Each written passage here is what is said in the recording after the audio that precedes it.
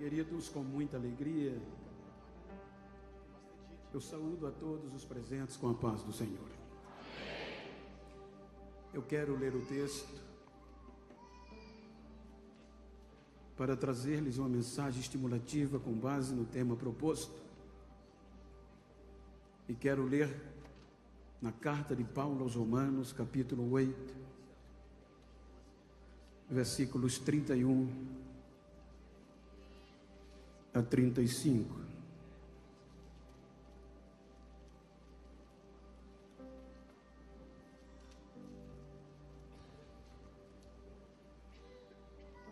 Vou ler do telão e vou precisar dele para lermos em uma só versão que está escrito: que diremos, pois, a estas coisas?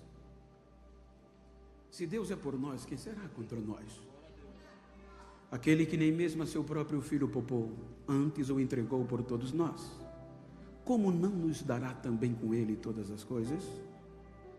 Quem intentará a acusação contra os escolhidos de Deus? É Deus quem os justifica. Quem é que condenará? Pois é Cristo que morreu, antes quem ressuscitou dentre os mortos, o qual está à direita de Deus e o que também intercede por nós. Quem nos separará do amor de Cristo? A tribulação, a angústia, a perseguição, a fome, ou a nudez, ou o perigo, ou a espada. Amém? Queiram tornar os vossos assentos, enquanto quero externar a minha gratidão a Deus pelo privilégio de participar do Congresso da UMAD. E para isso quero agradecer ao meu amigo pastor Zilmar, com a sua muito digna esposa, irmã Inês. Que Deus o abençoe e que o faça prosperar neste ministério, como também ao pastor Carlinho, irmã Eliette, pastor Adriano, irmã Roberta. Em vossos nomes externo a minha gratidão a todo o ministério, a igreja. Que Deus os recompense por esta honra. Quero agradecer a toda a diretoria da juventude, na pessoa do Tael, como também da Lara. Eu quero te agradecer com todos os demais, junto com o Lucas e a Fernanda, e todos que compõem a coordenação, cada coordenador, cada membro desta união. Que Deus os abençoe por me dar o privilégio, que eu sei que não mereço, de fazer parte da vossa história. Quero agradecer ao Murilo, a Cláudia, que tem cuidado de mim, pastor Taranto, que está conosco, e reverenciar as autoridades políticas aqui presentes, excelentíssimo senhor prefeito em exercício Júnior, com a sua comitiva, como também pastor, muito obrigado por me receber no município, e também reverenciar e dar gratidão ao prefeito eleito para a próxima gestão, Leonel Pazan. Que Deus o abençoe e o faça prosperar na sua gestão, e como também agradecer por todos os representantes do Legislativo aqui presentes. Gostaria de citá-lo em nome, mas em nome de todos o que eu falei do Poder Executivo, externo reverência a vós. Uma alegria rever o pastor Abner, a sua esposa, os irmãos de Blumenau. Que Deus os abençoe. Quero pedir a vossa paciência, serei sucinto. Se eu falar rápido demais, é para não me estender. Quando nós lemos o texto em apreço e a proposta temática, a sensibilidade, ela tem uma origem latina, no latim, e está relacionada ao ser humano, sentimentos.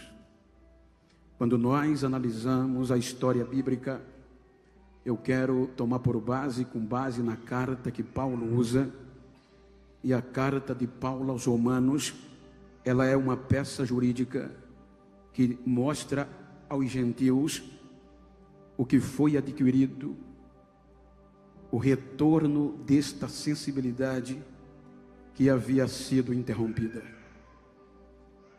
Com base na carta de Paulo, obviamente com base nos estudos, nos implica que esta carta é direcionalmente aos gentios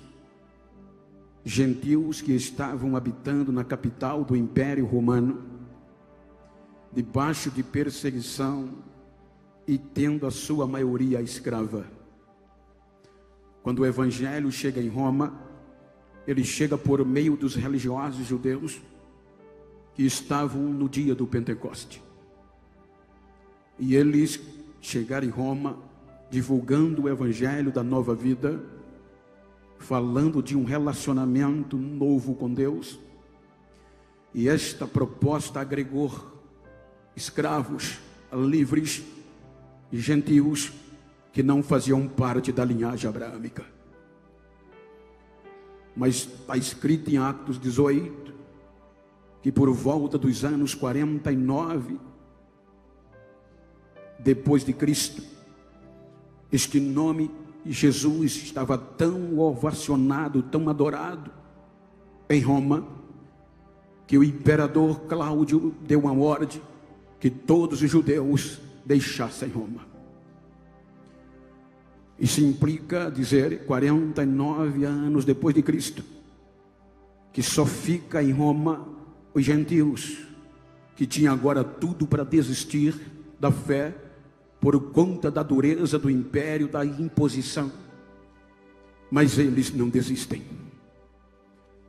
A perseverança na fé é tamanha, que mesmo Cláudio imperando a terra, 54 depois de Cristo, e Nero entra, e quando Paulo escreve a carta é cerca de 57 anos depois de Cristo. E os gentios permaneciam firmes na fé, em um relacionamento tão íntimo com Deus, que estavam sobrepujando a supremacia dos judeus.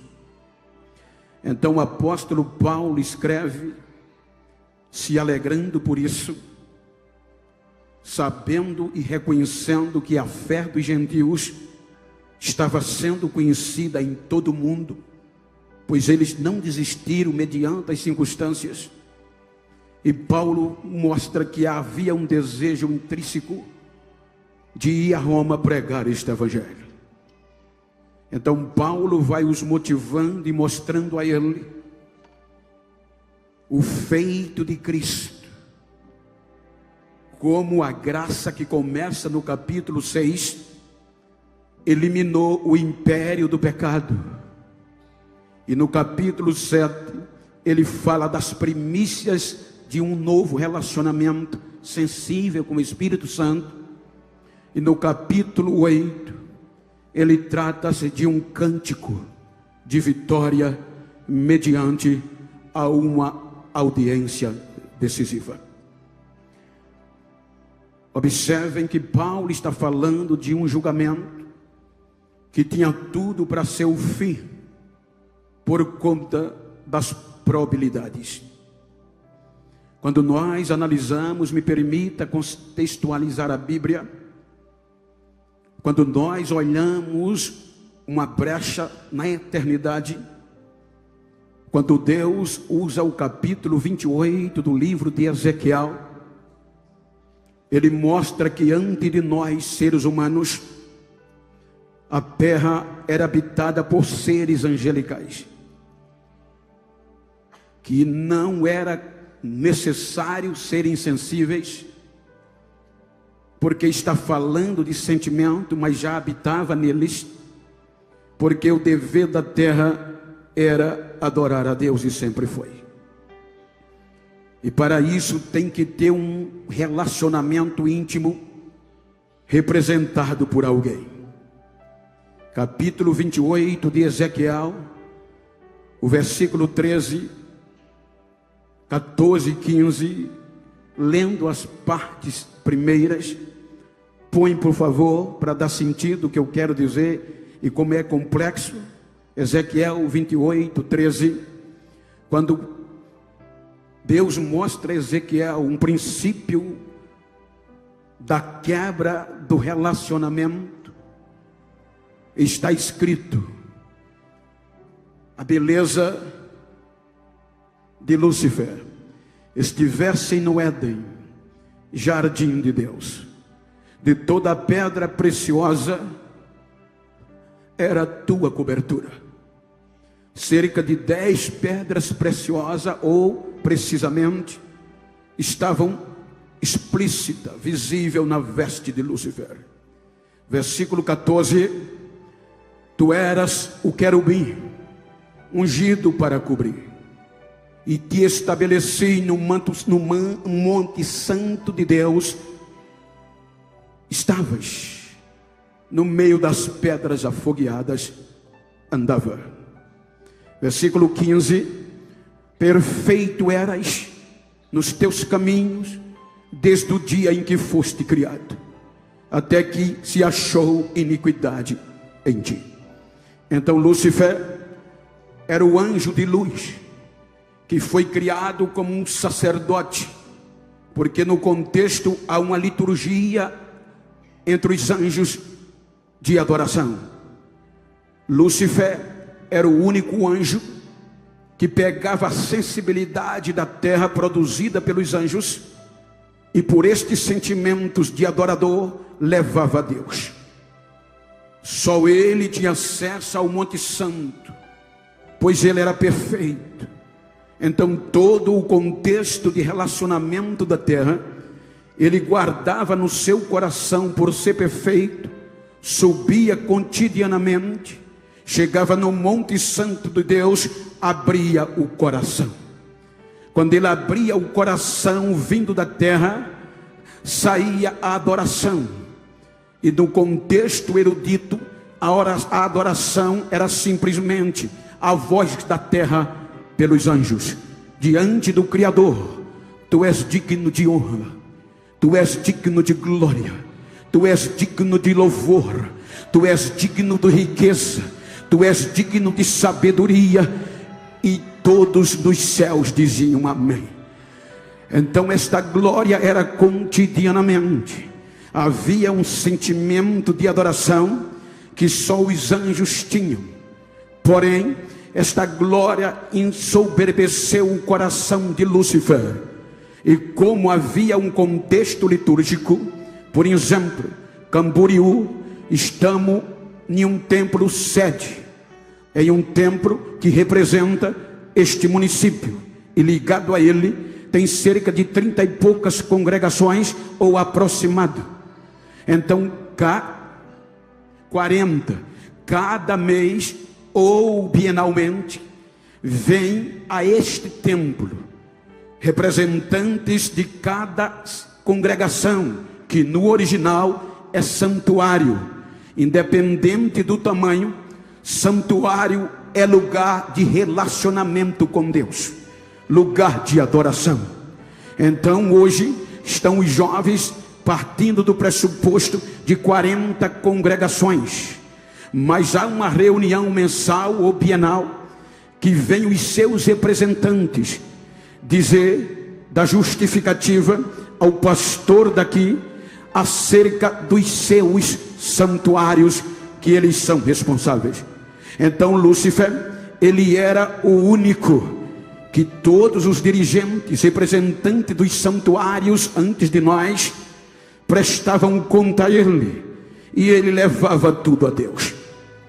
Então isso ensoberbeceu o coração de Lúcifer, e a Bíblia diz no versículo capítulo 28 do Ezequiel, versículo 16 por diante, que o coração dele se ensoberbeceu.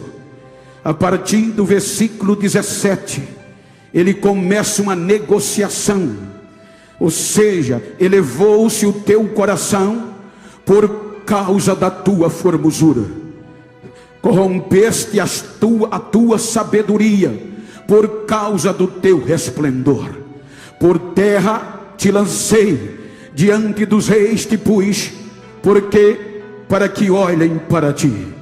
Versículo 18: pela multidão das tuas iniquidades, pela injustiça do teu comércio, profanar-se teus, plural, santuários.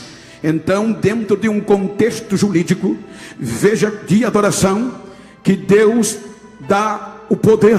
Por exemplo, eu vou pregar na igreja do pastor Zilmar.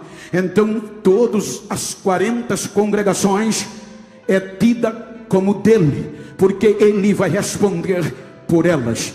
Então, Lúcifer respondia por todos os seus santuários. Então, ele vai negociar. Negociar fala de comércio.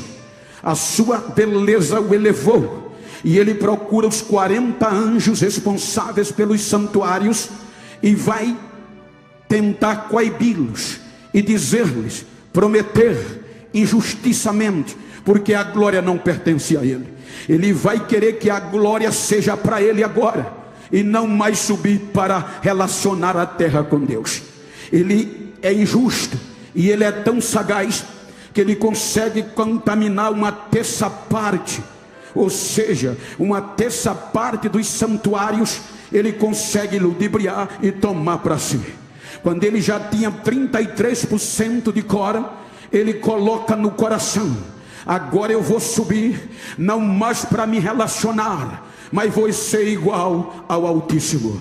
Isaías capítulo 14, versículo 13 ou 12, 13 e 14. Isaías capítulo 14. E tu dizias no teu coração: eu subirei ao céu, acima das estrelas de Deus exaltarei o meu trono, no monte da congregação me assentarei ao lado do norte.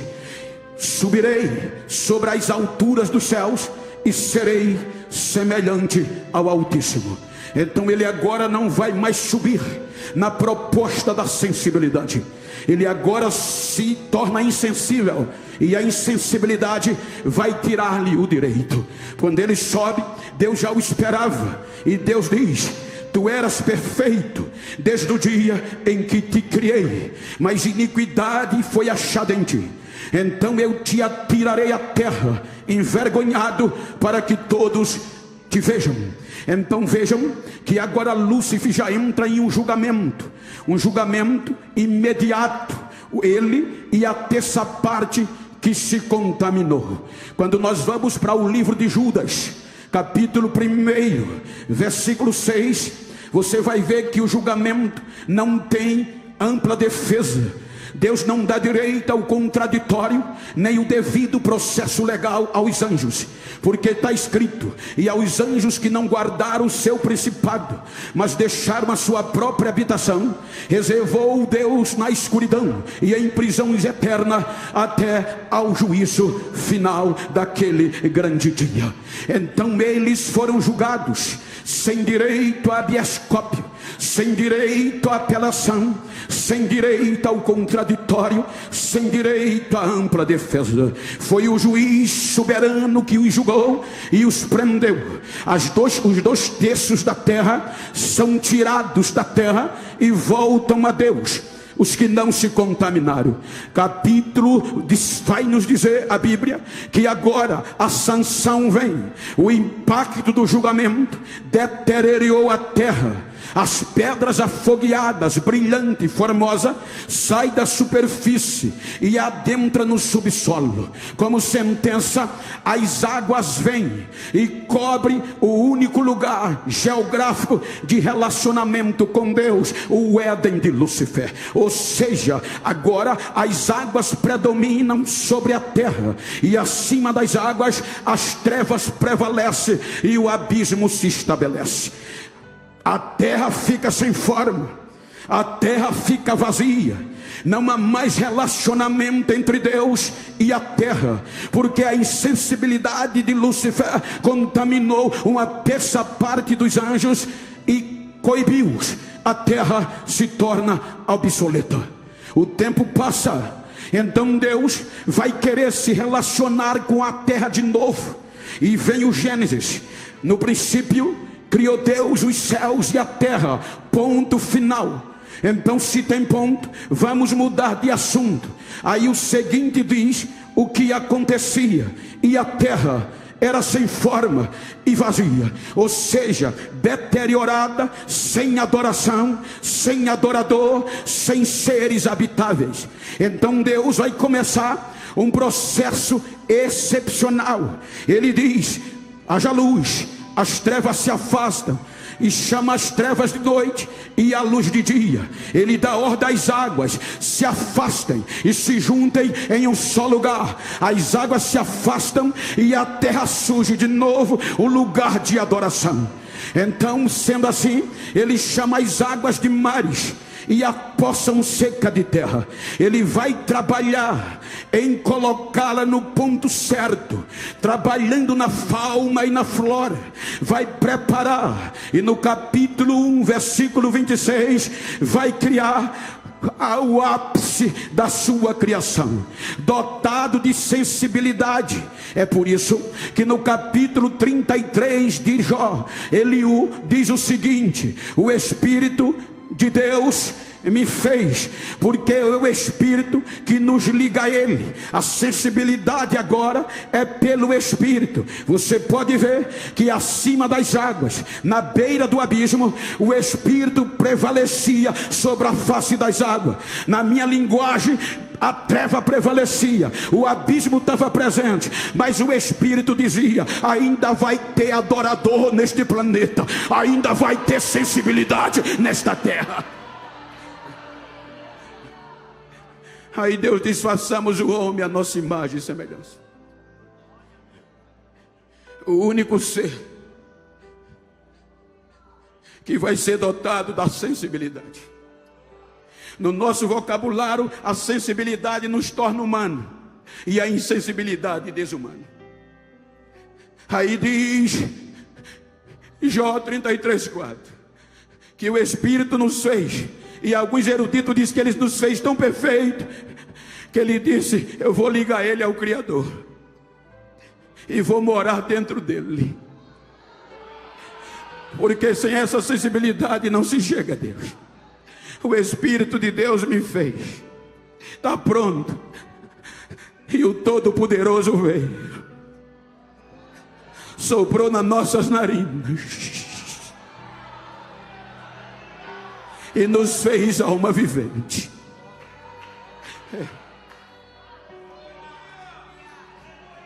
Capítulo 2, versículo 8. A terra tem agora um ser humano sensível, perfeito, para se relacionar com Deus, feito para a eternidade, feito para ser criado, para ser perfeito. Capítulo 2 do Gênesis, versículo 8. Deus monta o Éden de novo. Plantou Deus um jardim e o chamou de Éden, lugar de adoração. A insensibilidade destruiu o templo de Lúcifer, o Éden de Lúcifer. Agora Deus começa e renova o Éden e põe o homem para adorar. Agora todo dia tinha relacionamento. A sensibilidade de Deus e o homem, do homem com Deus, era tão grande que na virada do dia, quando Deus descia para ser adorado, nem precisava bater na campainha e dizer: eu estou chegando. Só no barulho dos pés o homem já dizia: ele chegou, eu vou adorar. Ele era sensível.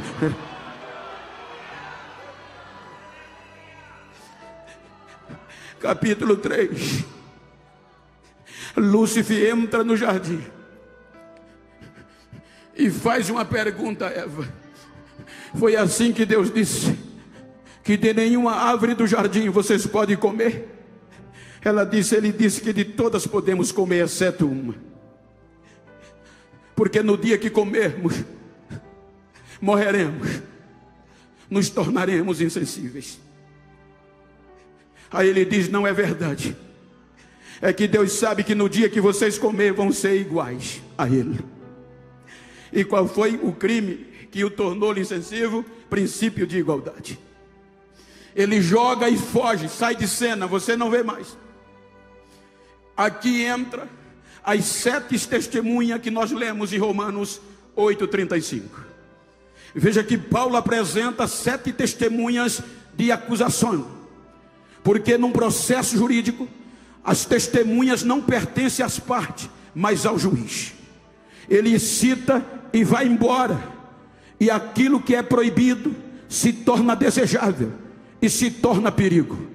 Quando ele diz: vocês não morrem, a árvore do conhecimento do bem e do mal se torna um perigo. Então agora o perigo, como testemunha, vai analisar o comportamento do ser humano no Éden. O perigo vai piorar, e agora traz a perseguição. A perseguição vai perseguir Eva dia e noite, na proposta da igualdade de Lúcifer. A perseguição traz a tribulação, e ela vai começar a ser atribulada. Então lá como testemunha, ela vence a tribulação, mas aí a angústia vem. Quando a angústia vem, ela pega da alma para fora, não é de fora para dentro, é de dentro para fora.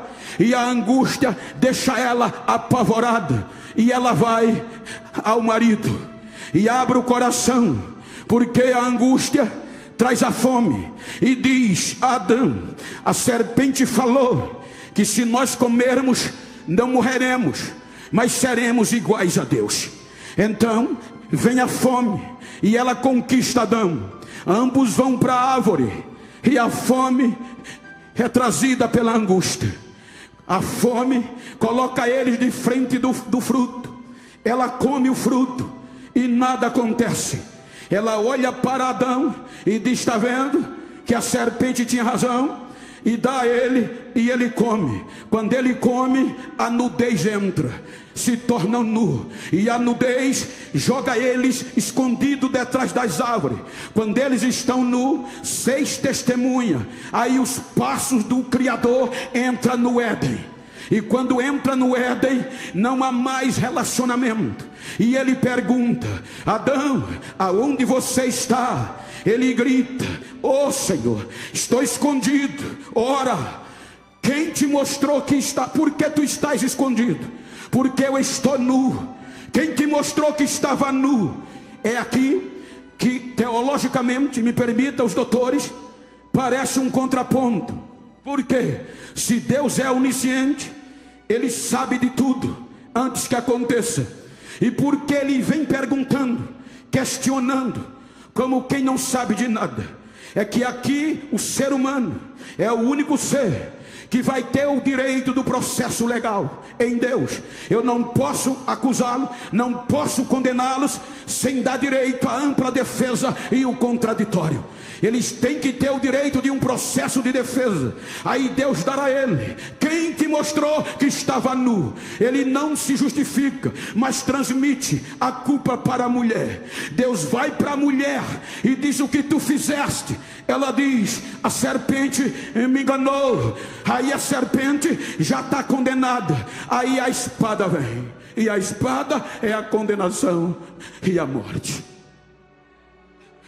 Aí Paulo diz, Romanos 5,12: pelo pecado, pelo homem entra o pecado, e o pecado traz a morte.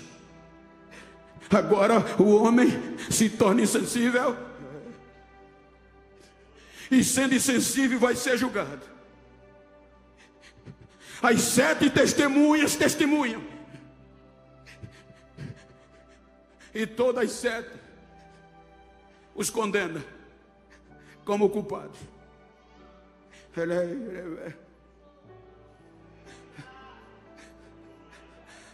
Aí Deus vai expulsá-los da sua presença.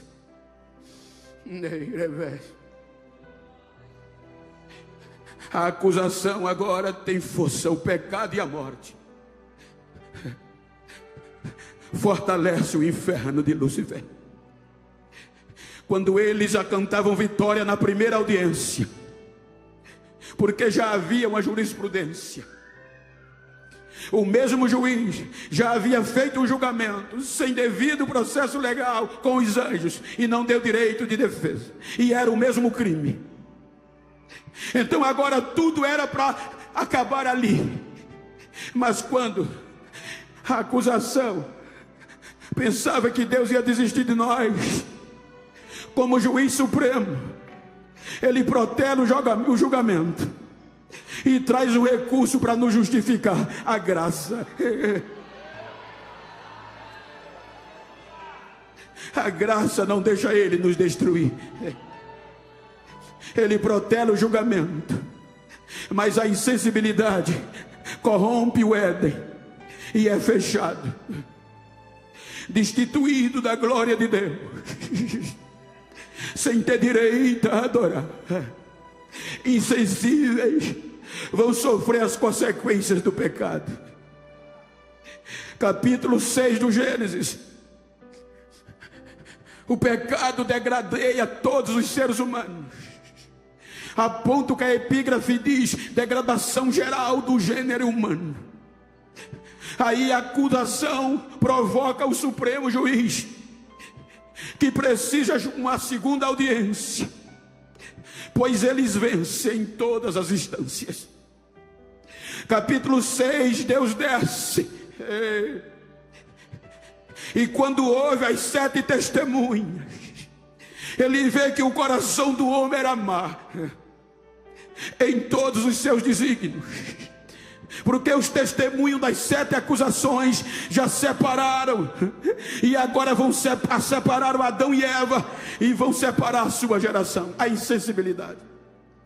Aí Deus diz: me arrependi de tê-los feito, vou dar fim de forma cabal.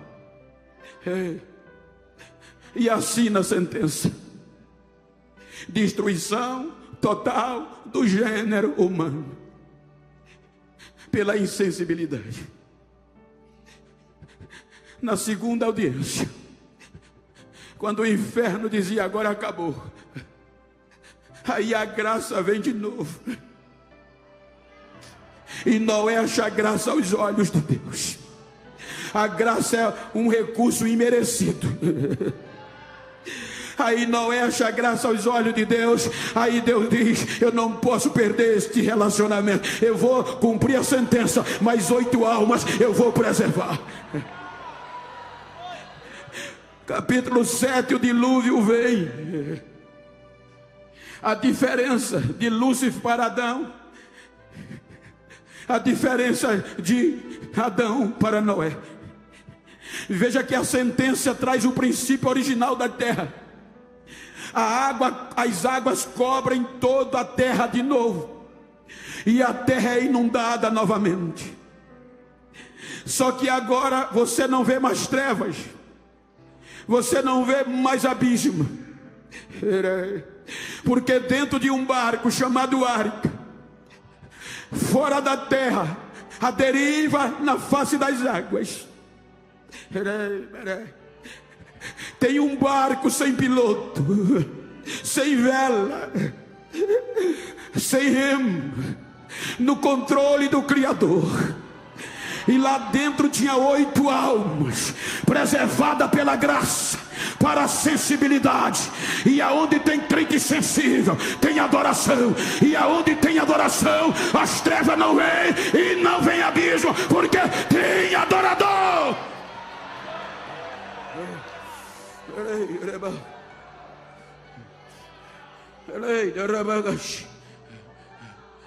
Capítulo 11 recomeça. Mas se tornam insensíveis, e Deus é provocado para uma terceira audiência, e confunde a geração de Noé, e os espalha sobre a terra. Capítulo 12, ele vai criar um projeto chamado Israel. Sensível, espiritual, para se relacionar com ele. Capítulo 19 do Êxodo. 3 meses o povo saiu do Egito. Capítulo 20, vem os mandamentos. O único povo agora que vai ter diretrizes. Capítulo 21 e 22, vem as leis. Capítulo 24 do Gênesis, vem uma aliança de sangue de novilho. Agora Deus diz: esse é o meu povo, e eu sou o seu Deus. Agora na terra tem um povo sensível a mim, que vai me adorar. Agora tem leis, agora tem aliança, agora sabe o que é certo e o que é errado.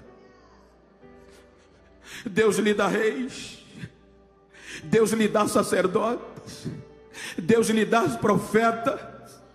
Mas Paulo escreve aos Romanos 5,14 que a lei, o sangue de novilho não protegeu Israel, e a morte reina desde Adão até Moisés, desde a inocência até a lei. O Velho Testamento termina sem relacionamento. O pecado e a morte, o inferno, tornou Israel insensível, a ponto de provocar Deus e Deus silenciar e dizer: eu não vou mais me relacionar com Israel, nem por Uri, nem por Tumi, nem por profeta, nem por sonhos. Aí agora a acusação vem, e com toda razão pede a última audiência, alegando que venceu todos. O Supremo é provocado e vai agir. Aí João, no Apocalipse capítulo 5, ele mostra, na minha visão, que o Supremo marca a audiência, e João é arrebatado aos céus, que Jesus mostra a ele. E João diz que quando entra no céu, vê um trono para um julgamento. E na sequência das entrelinhas, me permita conjecturar, naquele julgamento, aí Deus convoca as testemunhas para testemunhar sobre a geração de Israel, porque elas já separaram Adão e Eva, a geração de Adão, separaram a geração de Noé pela insensibilidade, e agora vão testemunhar sobre Israel e a raça humana. Deus vai ouvindo todas as sete, e a alegação, o testemunho é tão forte contra nós, que um anjo vai escrevendo a sentença do nosso crime. Uma parte do livro da Escritura não comporta os nossos erros, e a sentença aplicada a ser. Ele vira o outro lado, começa a testificar, escrever os testemunhos das sete. Quando termina, enrola o livro e entrega na mão do Supremo. Aí João diz que viu um trono, e no trono o Supremo estava sentado, e na sua mão direita havia um livro escrito por dentro e por fora, selado com 7 selos. Aí Deus vai nos dar o direito da ampla defesa. E João diz que Deus nos dá o direito de um advogado, e manda um anjo em nossa defesa procurar um advogado. E o anjo procura em todo o céu, o anjo procura em toda a terra, o anjo vai debaixo da terra. E quando os advogados olhavam o crime e a sentença, não via brecha nem para atenuar a pena, nem para nos absolver. Aí ninguém aceitou. Aí o anjo volta dizendo: meritíssimo, ninguém, nem nos céus nem na terra, meritíssimo, quis aceitar o processo deles. Não tem brecha para absolvê-los.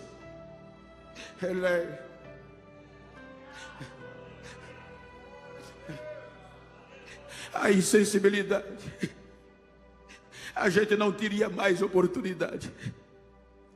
Era para terminar ali, porque transitado e julgado, e nenhum advogado se interessou pelo nosso processo. Não tinha como nos absolver. O juiz vai aplicar o juízo final ali. A ira de Deus vai começar ali. Aí Paulo escreve aos Filipenses capítulo 2, versículo 6, que antes da sentença ser determinada, entra um ser no julgamento. Sendo Deus, Ele entra no julgamento e pede direito de voz. O meritíssimo concede, e Paulo diz que ele fala: meritíssimo, eu vou aceitar o processo da raça humana.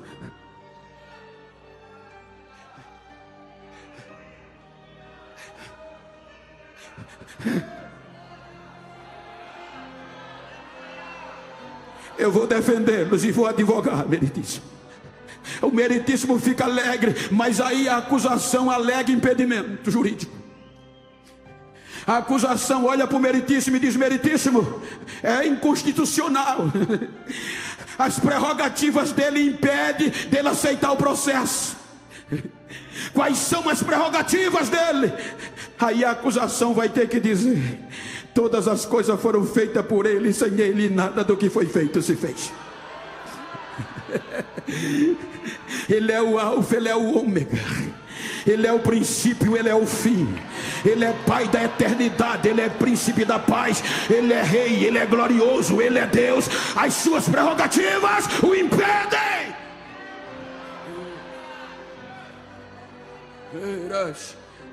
O meritíssimo diz: tem razão, eles têm que ser condenados, você é Deus. Aí ele, naquele julgamento, ele diz: meritíssimo,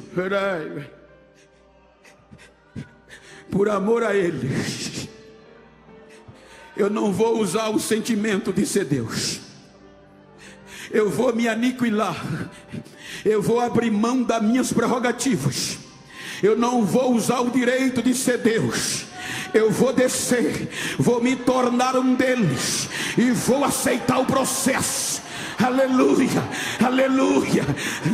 É por isso que Paulo diz que Deus não poupou nem mesmo ao seu próprio filho. Por amor a nós, ele aceitou a humilhação do filho.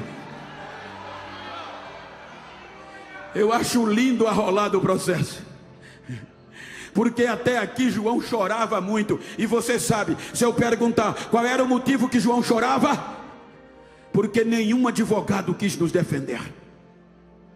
Se você olhar o processo desde a entrada da insensibilidade, homens importantes na filosofia, na monarquia, não venceram a morte.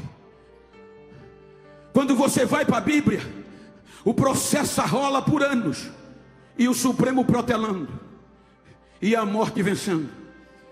Porque a Bíblia diz que o pecado veio pelo homem, Adão, e o pecado trouxe a morte, e a morte passou a todos os homens. Adão gerou 7, mas a morte e o pecado venceu 7, tornando-los insensíveis. 7 gera Enos. Enos volta a provocar culto, mas a morte venceu porque o pecado foi mais forte. Enos gera Cainã. Cainã é a Malaléu. Malaléu é a Jared. E Jared gera Enoque. Enoque disse: eu não vou me contaminar, eu prefiro andar com Deus. Aí Deus gostou e disse: eu vou dar exemplo à geração futura, que quem anda comigo, a morte não toca nele. Eu vou te tirar daí sem ver a morte. Sensibilidade. Mas Enoque gerou Metusalém, e a morte e o pecado venceu. Metusalém gerou a Lameque, a morte venceu. Lameque gerou a Noé, Noé sem Caim, Jafé, e o pecado venceu. Aí depois do dilúvio, a morte vai vencer. A Bíblia diz que Sem é a bola da vez, e Sem entra no processo, mas não vence o pecado nem a morte. Mas Sem gera Arfajade, Arfajade gera Elá, e Elá gera Éber, Éber gera Reu, Reu gera Peleg, Peleg gera Serug, Serug gera Naor, Naor gera Terá, e Terá gera Abraão. Aí Deus disse: esse agora é meu amigo, vai conseguir. Mas o pecado e a morte vence Abraão. Mas ele gerou Isaac, Isaac o pecado e a morte vence, mas ele deixa Jacó no processo. Jacó, o pecado e a morte vence, mas ele deixa 12 filhos: Rubem, Simeão, Levi, Judá, Zebulon, Gade, Assé, Naftali, José e a Benjamim. E a morte e o pecado vai vencendo. Aí Deus pega Judá, Judá gera Perez, e a morte vence. Perez gera Esron, Esron gera Arão, Arão Aminadab, Aminadab Naasson, Naasson gera Boaz, Boaz gera Obed, Obed gera Jessé, e Jessé gera Davi. Aí Deus diz: agora eu achei um que vai cumprir o desejo do meu coração, ele vai vencer. Mas a morte e o pecado vence Davi. Davi gera Salomão, Salomão a Roboão. Deus não desiste do processo. Roboão a Abias, Abias a Asa, Asa a Jeosafá, Jeosafá gera Jorão, Jorão gera Uzia, Uzia gera Jotão, Jotão gera Acais, Acais gera Ezequias, Ezequias Manassés, Manassés gera Amon, Amon gera Josia, Josia Jeconia. E vem o cativeiro. Depois do cativeiro vem Mateus falando do processo. Ele diz que depois da deportação babilônica, Salatiel gerou a Zorobabel, Zorobabel gerou a Abiúde, Abiúde Eliaquim, Eliaquim Azor, e Azor Zadok, Zadok gera Aquim, Aquim gera Eliúde, Eliúde Eliasar, Eliasar gera Matã. E a morte vencendo, Matã vence, gera Jacó, e Jacó gera José, que foi marido de Maria. E no tempo de Maria, disse Paulo, cumprindo a plenitude dos tempos, Deus enviou seu filho, nascido de mulher, debaixo da lei, para resgatar os que estavam condenados pela lei. Agora ele vem, agora ele vem. Jesus, ele desce, Jesus, o advogado, agora ele vem.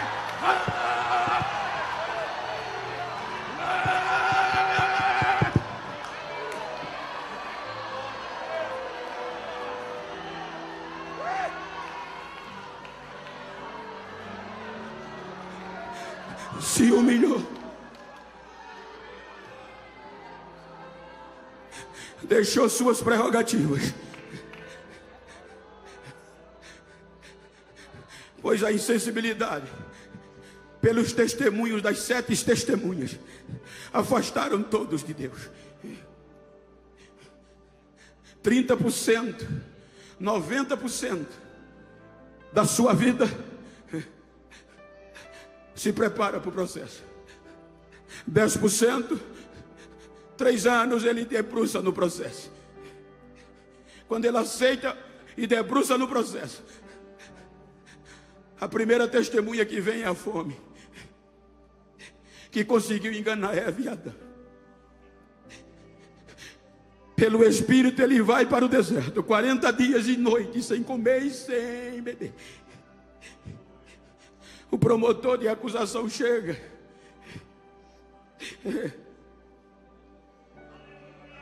E diz: tu não estás com fome? Transforma essas pedras em pães. Nem só de pão vive o homem, Satanás, mas de toda palavra que sai da boca de Deus. A fome sai, a perseguição vem, e Lúcifer leva ele ao mais alta altura do templo e mostra a ele toda a glória dos reinos da terra. E diz: se tu me adorares, Adão me vendeu tudo isso, tudo é meu. Se tu me adorares, eu entrego tudo a ti. Proposta irrecusável. Ele diz: para trás de mim, Satanás. Está escrito: só o Senhor teu Deus adorará, e só a Ele servirá.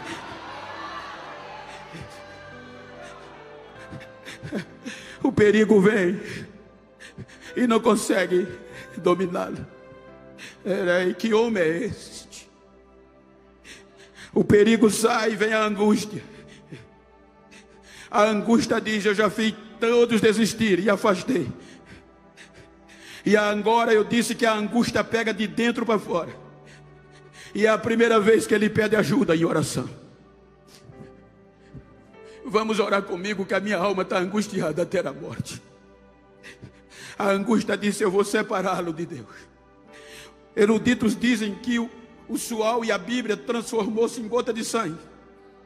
E ele só tinha um assunto na oração: Pai, se possível for, afasta de mim esse cálice. Não era medo da cruz, segundo alguns eruditos, era o medo da separação do Pai. Porque desde a eternidade nunca houve separação entre eles. E agora o nosso processo poderia afastá-lo de Deus. 3 horas de oração, a mesma voz, e Deus não responde. Aí a angústia diz: venci. Mas antes de terminar, ele grita nos segundos finais: não faço o que eu quero, Pai, mas a tua vontade prevaleça. Eu não vou desistir. A angústia sai e vem a nudez. Eu fiz algum curso em Jerusalém, e os nativos dizem que a nudez foi absoluta, o opróbrio, o ápice da vergonha. Ele ficou nu. O que Paulo chama de opróbrio. Ele suportou o opróbrio. A nudez não fez ele desistir. Aí vem a tribulação. A tribulação no original é de cascar o grão. 39 chicotadas dilacerando o seu corpo. Era para ele desistir. Me permita, os jurídicos, os advogados, eu quero acreditar que quando um advogado pega um processo de um cliente, analisa e não vê brecha pelo tamanho do crime, de nem diminuir a pena dele, ele devolve o processo e não aceita o seu honorário.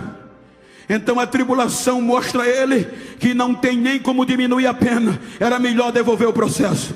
Mas Isaías diz que em vez de devolver, ele toma sobre si. E agora o castigo que ia nos absolver estava sobre ele. E pela continuidade do processo, a gente se ia ser sarado ou não, ele se torna cúmplice dos nossos erros. Ele assume o nosso processo. Quando ele assume, aí vem a cruz. Meio-dia, ele está pendurado, esperando a espada, a última testemunha. Meio-dia o sol escurece, porque os nossos processos estão sobre ele. O nosso processo pecaminoso, o Pai se afasta e ele grita: Deus meu, por que me desamparaste? Diga para quem está ao seu lado: foi o teu processo, foi a tua culpa. 3 horas da tarde a espada vem, olha para ele e vê o nosso pecado. E como ele está coberto dos nossos pecados, dos nossos processos, a espada vem e o mata.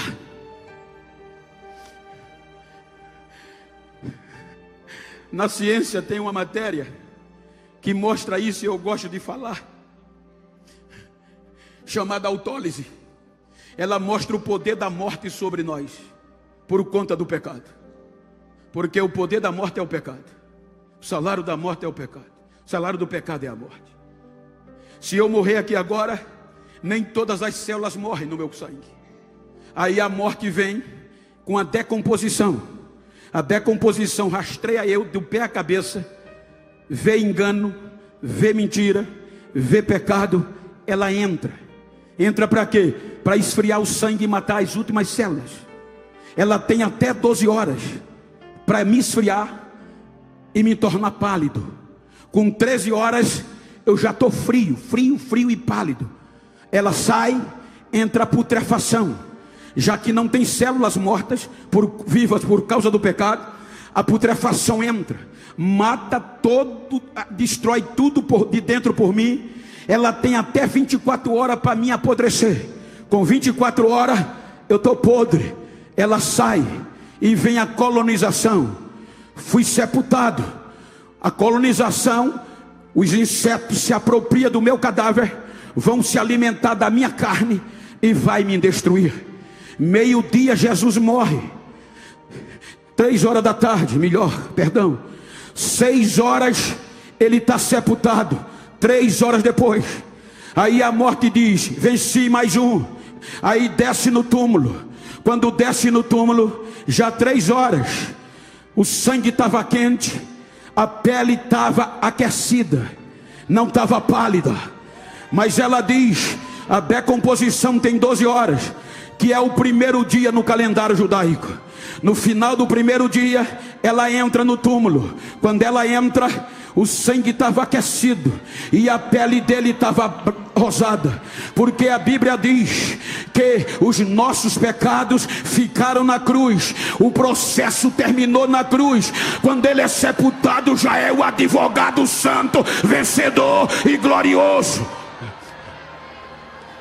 Ela chama a decomposição. Nunca aconteceu isso. Esse é diferente. A decomposição fora do túmulo grita. Se você ler 1 Pedro, capítulo 2, versículo 22, você vai ver o grito da decomposição dizendo: eu rastreei ele, mas não vi na boca dele engano, e não encontrei nele mentira, e nem encontrei nele pecado. Ele é santo, eu não posso entrar. Ele é diferente, eu não posso entrar.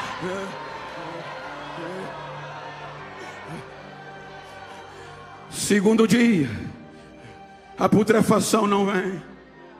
Ela olha, não tem mosca, não tem mosquito, não tem inseto. Terceiro dia, já era para estar fedendo, já era para estar cheio de inseto. Ela entra, está rosado, está o sangue quente. Aí ela grita pelo pecado. Pecado, que é que houve? Desde a queda promovemos a insensibilidade e não deixamos ninguém ser sensível ao Espírito Santo. Ele é diferente, que é que houve? Aí o pecado grita de bem longe. Hebreus 4:15 diz: ele é diferente, ele é um sacerdote que compadece das fraquezas, porque assim como eu fiz com tudo, fiz com ele. Eu o tentei em tudo, mas em nada ele pecou. Ele é santo, ele é santo, ele é santo. Ele venceu, ele venceu, ele venceu.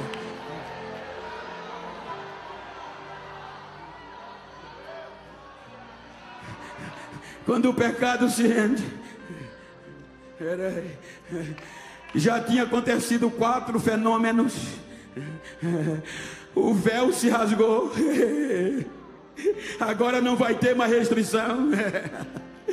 A terra tremeu, as pedras racharam, os sepulcros se abriram. Aí agora Maria Madalena vai com um bálsamo colocar no resto mortais. Quando chega lá, vê o túmulo vazio, se desespera, corre, chama os discípulos. Quando eles olham, só está o lençol. Aí agora Maria Madalena sai para fora e começa a chorar. Chega 2 anos e diz: mulheres, por que estão chorando? Porque roubaram o corpo do nosso Senhor. Quando ela se vira, ela vê um homem, pensa que é o jardineiro. Aonde o levaste? Foi tu que roubaste. Maria, sou eu, tô vivo, tô vivo, tô vivo, tô vivo, tô vivo, tô vivo.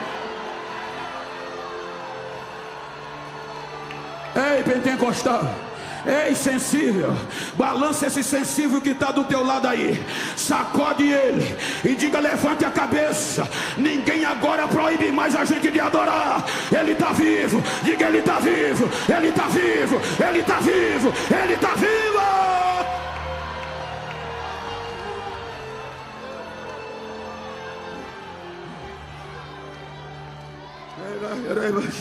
Concluindo, tenho 5 minutos.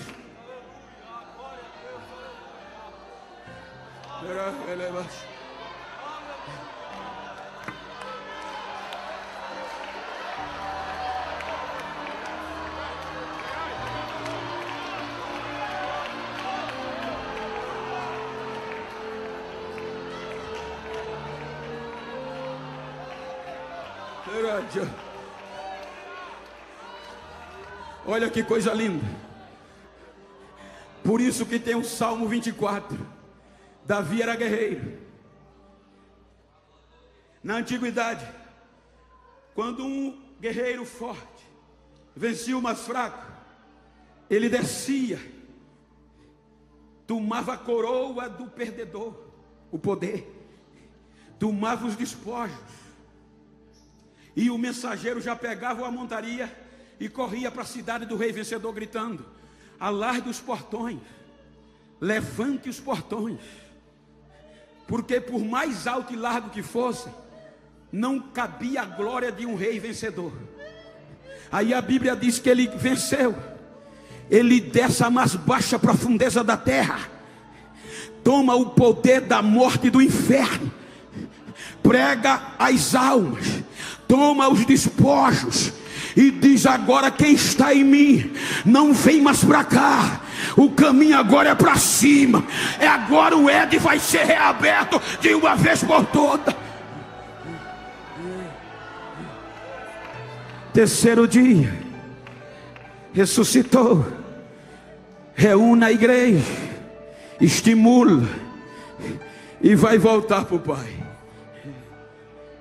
O processo termina, aí o juiz retoma o julgamento, excelentíssimos. Quem chega? 7 testemunhas que conseguiram afastar de Deus, separar todos até aqui. Nós, até então insensíveis, réus, acusação, não vem, vazio, não tem mais o que alegar. Mas para o bom andamento, e Deus ter o direito jurídico sobre nós, Ele vai ouvir as testemunhas. Agora, tribulação, qual é o seu testemunho?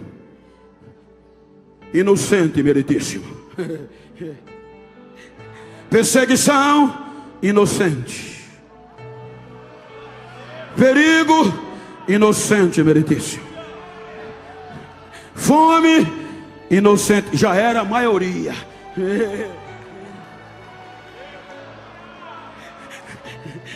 Nudez, inocente. Espada, inocente. E João chorava. Aí a Bíblia diz que um anjo, quando ouviu 7 testemunhos de inocência, ele sai correndo no céu, gritando, estrondando o céu, dizendo: João, João, para de chorar, João, para de chorar. E o mensageiro já tinha chegando: levantai portais da eternidade, alaigai portais da eternidade, que vai entrar o Rei da Glória. Quem é este Rei da Glória? É o Senhor dos Exércitos, poderoso na batalha, ele vai entrar.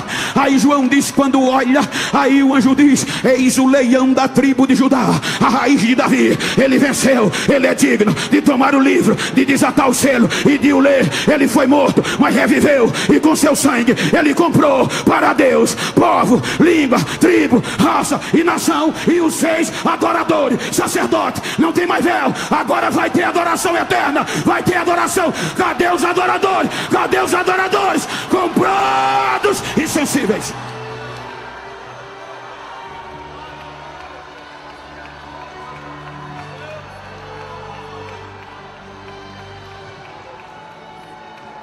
Aí Paulo vai cantar a peça jurídica, Romanos 8.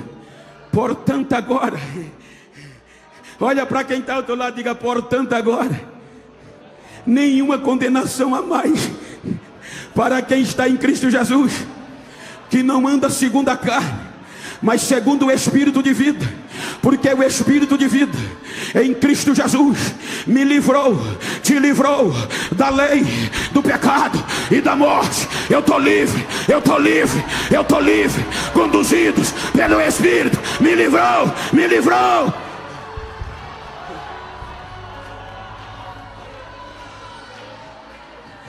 Aí ele vai fazer questionamentos. 8:31, olha que coisa linda. É um cântico de vitória. Se Deus é por nós, quem será contra nós? aquele que nem sei mesmo a seu próprio filho poupou, antes o entregou por todos nós, para que morresse, ou antes que ressuscitasse, como não nos dará com ele também todas as coisas? Quem intentará acusação contra o escolhido de Deus? Quem os condenará? É o mais que a gente faz: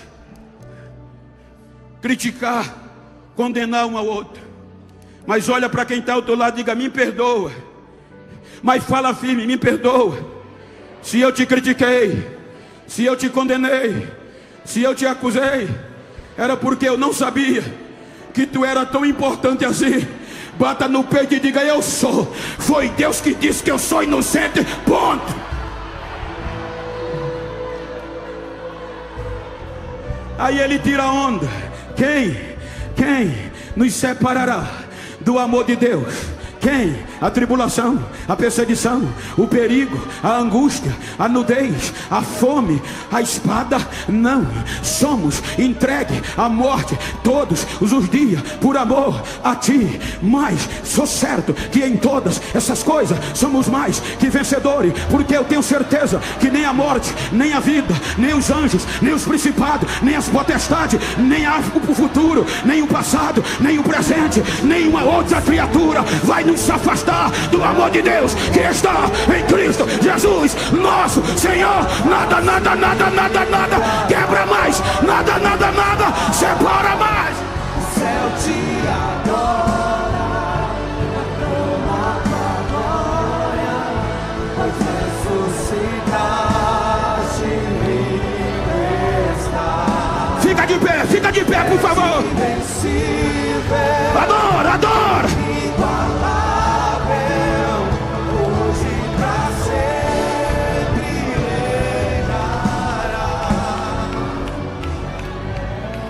Ei, se você pode, se você quer, vira para esse crente do mesmo sexo que está perto de você, se for íntimo ou se for do mesmo sexo. Me ajuda aqui, Lucas, por favor. Olha para ele no olho dele. Eu sou assembleano, sou co-pastor de 6.000 membros, não vim emocioná-lo, mas quero que você pregue comigo. Olha para ele e diz: ô absolvido, ô inocente, ô sensível à voz de Deus. Quero nem saber como chegou no congresso, se os pedaços, se os cacos, se desacreditado. Quero saber como você vai sair. Diga: vou sair adorando, mais sensível. Diga: me faz um favor. Se tu encontrar alguém a partir desse congresso que pensava que eu era insensível, que eu não tinha relacionamento com o Espírito Santo, dá um recado a ele: a casa dele caiu, vai ter que me engolir, que eu vou sair adorando, vou sair adorando. Abraça ele, abraça ela, adora com ele, adora.